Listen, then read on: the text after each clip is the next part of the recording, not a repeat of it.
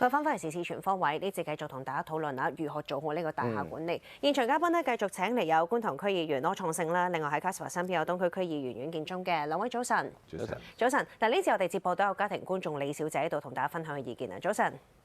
早晨。你好，可唔可以同大家分享下你喺大廈維修上面對住咩情況呢？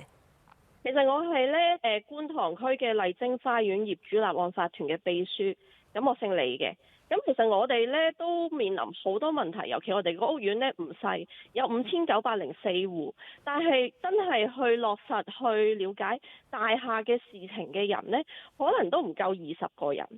咁其實咧，裡面可能有10個人啊，裡面可能都係就係我哋法團嘅成員啦。咁都好好，我哋嘅法團咧，其實有工程人員啦，亦都有啲人有物管嘅經驗啦。咁所以其實好多時我哋亦都有啲人係可能 IT 啊，或者各樣嘢都有。咁所以其實好多時咧，我哋都算係一個幾全面嘅法團。我哋都嘗試咧去令到我哋啲街坊咧。其實5904戶好難知道所有嘅嘢，我哋相信係都幾透明嘅一個法團，有 Facebook 啊、IG 啊、Thread 啊，有 YouTube 啊，亦都有節目咧係做出嚟咧，去駁入去大家嘅天線嗰度，睇到我哋開會嘅即係成個情況嘅。咁但係咧，其實呢啲嘢你見到啦，所有嘢要精神時間，要研究法律上面嘅嘢，亦都需要有即係律師去幫手。咁民政事務處咧，其實都好好嘅，佢哋有佢哋嘅部分去幫我哋嘅。咁佢哋都有去搞一啲即係活動啦，去教育我哋大廈管理嘅嘢。但係個問題係，我嘅問題係點解要我哋業主嘥咁多時間去了解呢啲專業嘅嘢，而我哋嘅物業管理公司係唔夠專業？我哋而家就住一個升降機工程嘅問題呢，其實佢哋一路都拖延我哋，而佢哋嘅總經理係從來都唔肯會面我哋嘅。我自己揾咗物監局，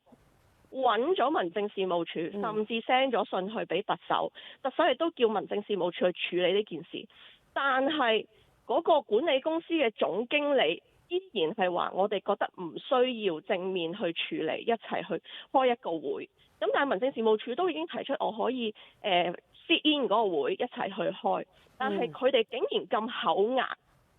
完全唔肯面對我哋呢個屋苑嘅人。咁你試問啊，我哋呢啲小市民，就算俾咗咁多精神時間去希望個屋苑做得好，但係呢一間公司我哋撤換唔到。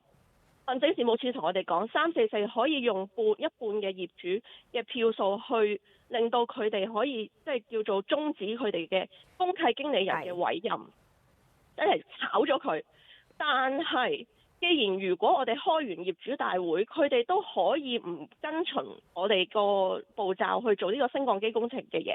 如果我哋真係有50%嗱，其實我哋舊年做過一次，都差唔多38%我記得。但係都唔夠50，炒唔到佢哋。就算炒咗佢，就算經通過咗，你認為佢哋係咪就可以乖乖地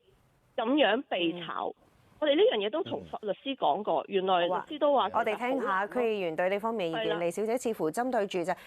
佢提出咗就係其實居民個參與度，似乎即係理解自己嘅權益上面都未係即係參與得好充分啦。第二方面就係其實物管公司個參與度，似乎而家俾佢哋態度都唔算係好正面。其實呢方面我哋有啲咩意見可以俾到佢哋？嗱，其實李小姐嘅情況咧，我覺得分兩部分嘅。第一部分咧，其實頭先聽李小姐講咧，其實法團嘅委員咧，或者佢哋一班成員咧，其實都做咗大量嘅工作，透過唔同方位咧，將一啲嘅資訊咧係話俾業主聽。我諗呢個咧其實都係講緊可以將一啲信息做好傳遞嘅。第二個咧就係其實佢哋面對緊佢哋嘅困難咧，佢哋都識去求助，譬如需要揾民政事務總署啊，去揾譬如地區嘅民政處啊，以至乎到咧係物監局啊。咁但係實際就係話，即係佢同管理公司嗰種互動配合，因為其實大家理解嘅，其實法團嘅成立咧係344物業管理條例嘅，法團係絕對有條件咧去即係叫做監督管理公司嘅工作。咁亦都係委聘佢啦。咁我先講到啦，佢嗰個終止嗰種大廈管理嘅委聘嘅時間，其實面對緊一啲叫做條例嘅唔能夠拆牆鬆綁。咁所以我覺得，譬如麗晶花園呢個個案呢，我哋可以即係請政府同事翻去再研究一下，係咪有啲條例過時呢？有啲條例唔能夠與時並進咧？嚟緊我哋係咪應該再344建築物管理條例咧，去再進一步處理修訂咧？嗱，以往有修訂過嘅喎，但係今日嘅修訂係咪即係以往嘅修訂係配合到今日嘅需要咧？係啦，我想跟進一下咧，其實344都差唔多時候係要再檢討嗰個法例㗎啦。其實之前都已經曾經研究緊嘅。咁嗱，去到呢一樣嘢，我哋頭先聽得到啊，李小姐個案例肯定唔係個別嘅案例。嗱，而家見得到就係業主立案法團有一啲有心嘅人士願意去參與，門檻有陣時可以過高，專業人士或者個別單位大家覺得佢唔專業。喺咁嘅情況底下，喺而家政府喺起碼即係民政系統下邊就叫大家搜集意見啦。嗱，下一步其實搜集完意見，其實下一步應該要做啲乜嘢咧？嗱，以前咧就係有一個叫地區行政高峰會咧，其中有一個題目就係特別係講大廈個管理嘅，要跨部門嘅。去到呢一處，其實想問一問我，同成員係比較即係資深啦。去到即係聯絡小組民政嗰個嘅角色，有冇嘢要改進啦？344條例有冇嘢要去討論啦？招標妥嗰處究竟而家暢唔暢順啦？法律嘅支援究竟足唔足夠啦？呢度咁闊嘅嘢可以點咧？嗱，我覺得咧，其實咧，區議會而家轄下成立一個即係大廈管理小組咧，我呢個係叫做物管嘅升級2.0嘅，因為其實以往我哋有民政事務總署大廈管理嘅同事啦，有一啲唔同嘅非政府機構幫手啦，民間機構嘅支援啦，咁但係其實係唔夠嘅。咁其實今次呢一個成立呢個小組咧，可以更有效咧去促進咗地區議會同市民同法團嘅聯繫嘅，所以我覺得呢個係好事嚟嘅。第二個咧，我覺得我深入去睇兩部分。第一部分就係對於即係344物業管理條例入邊咧嘅修訂咧，我認為咧對於嗰個授權書嘅處理咧係要進一步去即係處理好，去收緊。因為其實好多時我哋要處理一啲大廈嘅議決嘅時候咧，都係根據法例咧係有授權書嘅。咁但係授權書往往俾我嘅感覺咧，好多時都係會好易出事嘅。咁我覺得呢個修訂係必須嘅。第二個咧就喺面對大型維修嘅時候咧，我哋點樣去做好監管嘅角色？呢個角色嗱，老實講，法團要做，小業主嘅關心，法團要去理。但係政府更加責無旁貸，因為面對呢個位嘅時候咧，其實如果政府能夠再給力，再喺呢方面幫手，譬如我舉例喺嗰個招標妥上面再將佢升級，唔單止係做好招標妥嘅前期工作，往後嘅係咪可以繼續即係由政府再主導啲去處理顧問公司嘅問題咧？咁同埋啲承辦商嘅名冊上面係咪可以再優化咧？嗱，即係凡此種種咧，我覺得其實喺今次嘅探討入邊咧，應該做得更加好嘅。你都想睇下你點樣睇下同一個問題。嗱，區議會咧今次係跨咗一大步嘅，